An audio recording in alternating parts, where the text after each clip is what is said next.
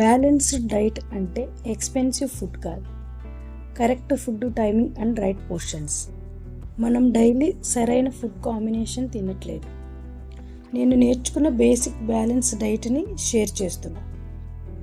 నేను డాక్టర్ని కాదు, న్యూట్రిషన్ ఎక్స్పర్ట్ని కాదు, కానీ నేను ఒక ఆన్లైన్ ఫిట్నెస్ ప్రోగ్రామ్ జాయిన్ అయినప్పుడు వాళ్ళు నాకు ఇచ్చిన బ్యాలెన్స్ డైట్ ప్లాన్ చూసి నాకు ఒక రియలైజేషన్ వచ్చింది. మనం డైలీ ప్రాపర్ ఫుడ్ కాంబినేషన్స్ తీసుకోవట్లేదు. అందుకే నాకు తెలిసిన బేసిక్ హెల్దీ ఫుడ్ హ్యాబిట్స్ని మీతో షేర్ చేస్తున్నా. నేను కూడా ఫాలో అవ్వాలని ట్రై చేస్తున్నా.